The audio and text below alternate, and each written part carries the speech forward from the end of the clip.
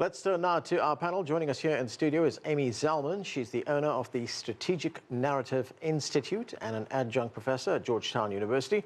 And from Palo Alto, California, we have Joanne Wei. She's co-founder of Makerspace Beijing, a technology lab based in China.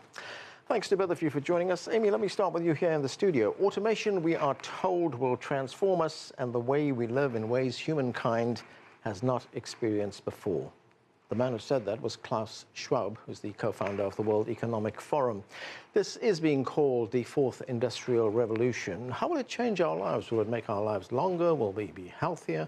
What happens? Well, it depends who we are, but it will do all of the above. It will transform how we work, whether we work, ultimately what we consider valuable to do all day.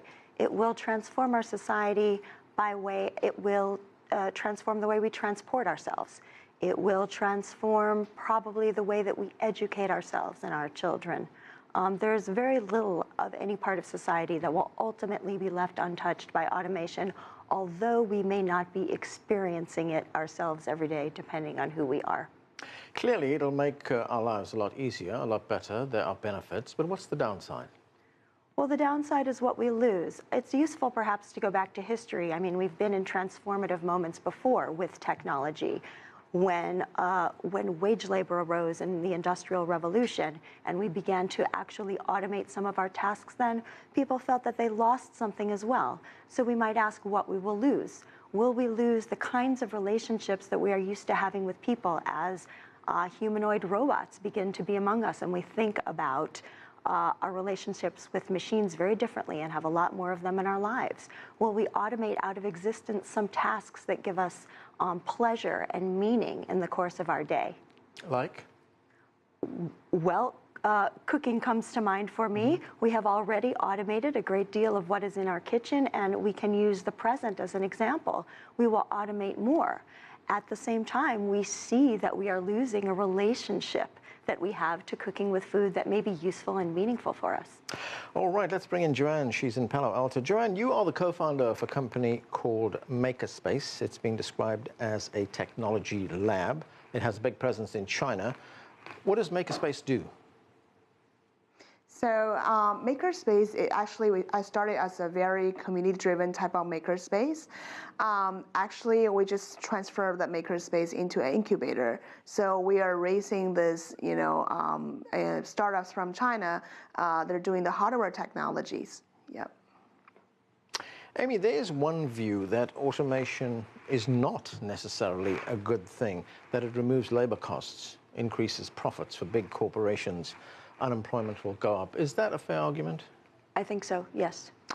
The Economist magazine recently asked a very simple question. It said, will smarter machines cause mass unemployment? But, is that the inevitability of something that will happen in the name of science, in the name of technology and progress? No. I think that you are right in pointing out that the language around this, the marketing around this, is as if automation of a certain sort were inevitable. But nothing is inevitable. It's in our hands, it's in policymakers' hands, it's in employers' hands, it should also be in workers' hands. Right. So we can decide how we want to deal with automation. But is automation putting people out of work, and are there reasonable estimates that up to 50% of jobs in certain sectors, especially industrial sectors, are on their way out, but an increasing number of sectors. Anything that is easier for a computer to do, or for a robot coupled with artificial intelligence, or any version of automation to do than a human, puts that human's job at risk. Right, and I guess there are situations where robots, machines work with human beings, like doctors, for instance. We now have machines that are far more adept at diagnosing very complex illnesses than a human doctor would be able to.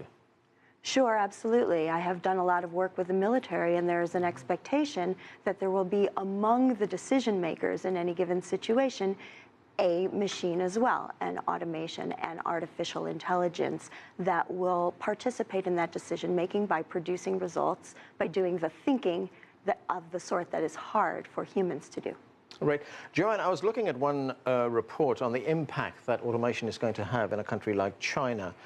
This particular example that was cited was a company in Guangdong. It's a company called Ying Eo. It's a hardware manufacturer. 9 robots there have replaced 140 workers. And if we look at a country like China, a population of well over 1 billion, how is that going to affect Chinese society as we see automation expand more and more? Well, I think there's a lot of discussion about how artificial intelligence impact China.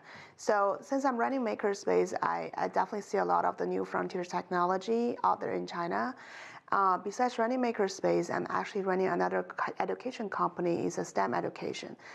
I think this is how I get prepared, like to educate the young generation to learn something like more about technology, like coding, like soldering, like how can they create something like a new career for themselves in the coming years.